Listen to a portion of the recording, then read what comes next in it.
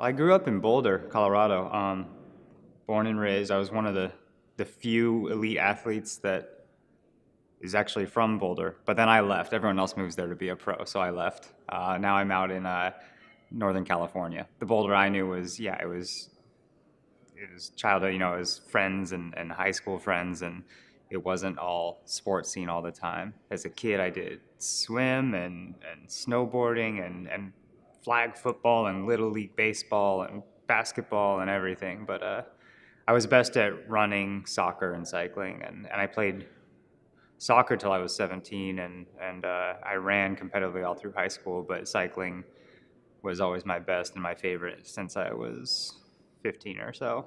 Yeah. Well, actually, my parents, I mean, my mom, dating my dad, who was a pro cyclist, she knew what this lifestyle entailed and the crashes and the travel. And I don't think she wanted me to be a pro, but, and my dad never pushed me into it. But once I did find the sport through different circumstances on my own, then I had that family support to fall back on. And then it was helpful. My dad helped train me as a kid and that kind of thing. I don't know the first race I won. One of my earliest memories of winning a race, though, is that I was in a criterium outside of Boulder in the Cat 3 men, because if you were good enough as a junior, you had to race in the senior men categories for better competition. And my grandpa was visiting, and he didn't know anything about bike racing. It was Easter Sunday, and I was in this crit, and halfway through, I got taken out, and I crashed, and I got my free lap, got back in the field, and then the next lap, I attacked at the right time with these other guys, and then I won the race. And so I went from,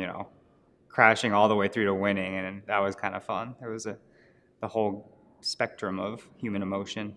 So before I was on a team and I didn't have leaders or team jerseys of my own, I would use my dad's old jerseys from his old memorabilia suitcase with his race winning jerseys and his team jerseys. And I think I royally pissed him off when I did, and I think I crashed in his yellow leaders jersey from the Coors Classic or something and scraped it all up and put holes all through it. And I think that one stung him a little bit.